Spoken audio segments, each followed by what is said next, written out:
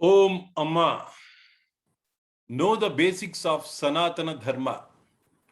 Today's topic, Om is the mother of all sounds and sound of silence. How and why? Episode 36 by Chandrasekhar J. Dear friends, if a baby cries, there is a sound associated with it. Nobody taught it, but every newborn baby does it. It cries. There is a sound. It is uncomfortable with it. It is natural.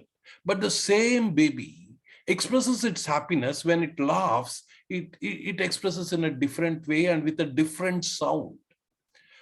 Similarly, cows moo, snakes hiss, lions roar. Every expression and every action has a sound associated with it, dear friends.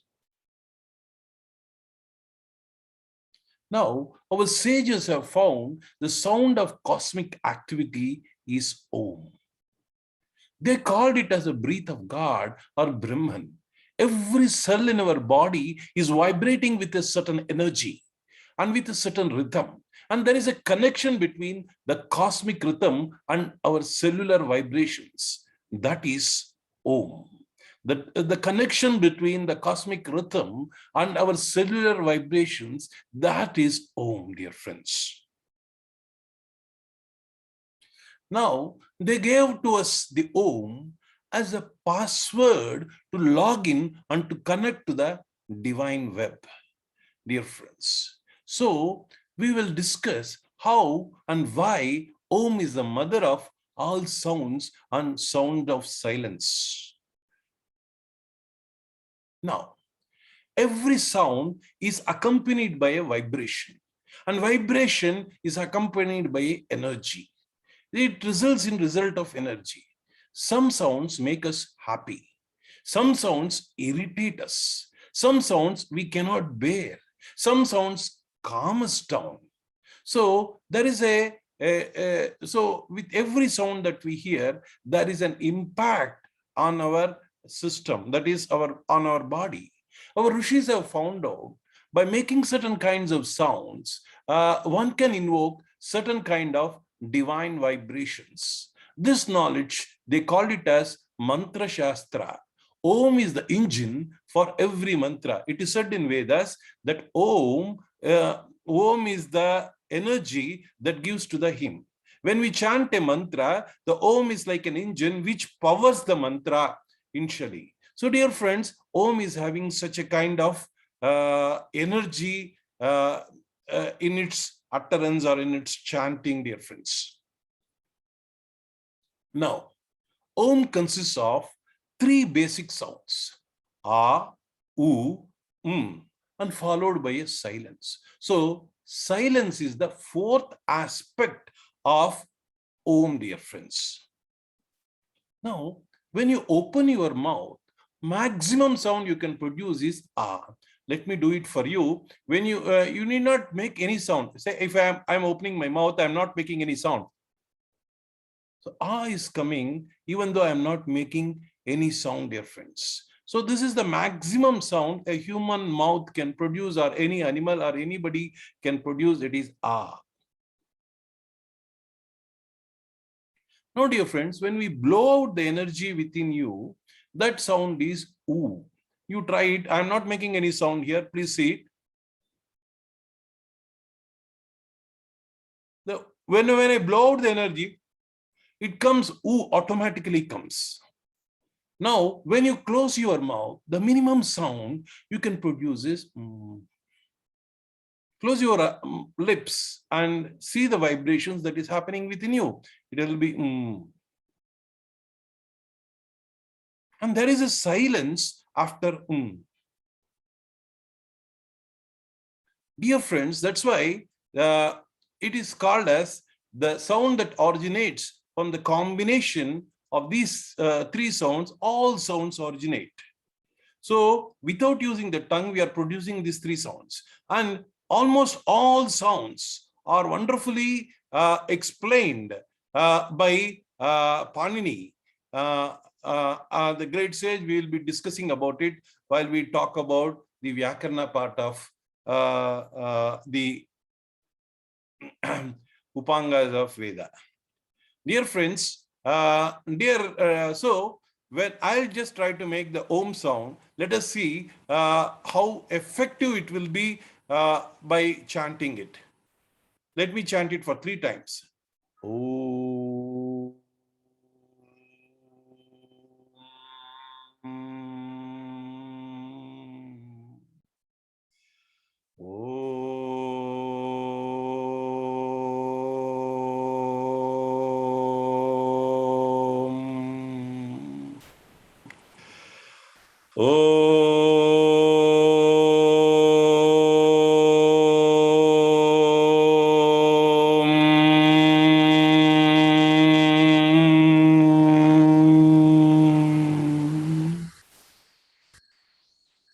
Dear friends, as you practice Om chanting, you will understand, you will get a wonderful vibrations within you. A plus U is equal to O. So we pronounce it as Om. Instead of saying A and U separately, we say O, then utter M. The vibrations of Om can be felt in all the 3 parts of the body. If you really look at it, it affects your brain, it affects your chest, and it affects your abdomen regions. So, dear friends, many researchers have found that there are many health benefits of chanting Om, dear friends. So, chanting Om is like there are many benefits of Om chanting. Number 1, it is sacred. It energizes you. It is a password to tap the divine energy. It improves the power of concentration. It calms the mind. It sharpens the intellect and gives us the strong willpower. As you practice the 4th aspect of Om, that is silence, it enhances awareness, which is vital for spiritual progress and takes us into a Sakshi Bhava. And many health benefits as per modern researchers, especially in people are in depression, then if they chant Om, they have found out that they can come out of depression very quickly, dear friends. Om connects you to God and makes you one with the creation. Om connects you with the God and makes you one with the creation, dear friends. Now, in Mandukya Upanishad, it is wonderfully discussed about Om. Om is everything in this creation is Om. That's what Mandukya Upanishad says. It is the time and beyond the time. All past, present, and future is Om. That's what Mandukya Upanishad says. And the consciousness. There are 4 aspects of consciousness. One is wakefulness, that is Jagruti. The second is dream state, that is Swapna. Then there is a deep sleep that is called Shupti. And then there is a witness of all the 3 states, that is Turiya. So all these 3 things are very important for a human, all the 4 states. So the highest state is Turiya, dear friends. Om is everything. And everything is Brahman. Brahman is Atman. And Atman has 4 aspects, that is Om.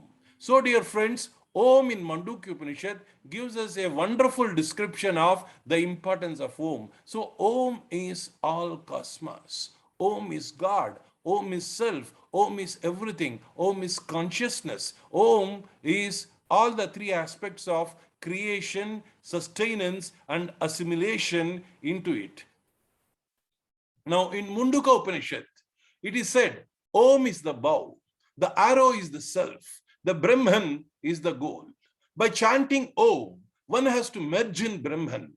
That is what the Mundaka Upanishad says. Other Upanishads also talk about Om and its various aspects. Especially in Chandogya Upanishad, it is called as Udgita, means it is said as the essence of Samaveda. And Samaveda is the essence of Rigveda, and Rigveda is the essence of human speech, and human being is the essence of whole cosmos. That's how the Chandogya Upanishad has wonderfully explained it. And in Patanjali Yoga Sutra, Tasya Vachakaha Pranavaha, that's what Patanjali Maharshi says. Yeah, when he was talking about Ishvara, he says the Om symbolizes the God. Pranava means, Prana means Prana Shakti, complete Prana Shakti that is coming out from us is called as Om. That's why it is called as Pranava. In Bhagavad Gita, Om Ityaksharam Brahma, that's what Lord Krishna says. This one letter word, Om, is called as God. That's what Krishna says in 8th chapter, 13th sloka. Then he says, one who chants it at the instance of death obtains moksha. So then in 10th chapter, he says, I am the one letter word Om. Dear friends, Om is God. It represents God. It represents the cosmos. It is the mother of all sounds. It is the sound of silence. It is the login to, it is a password to log in to the divine vibrations, that is divine web. Om has the many benefits. We have to, once we have to practice the Omkara chanting, then we will understand the real benefits of the Om, dear friends. Om Lokaha Samastaha Sukhino Bhavantu. Om Shanti Shanti Shanti. Om Shri Gurubhyo Namaha. Harihi Om.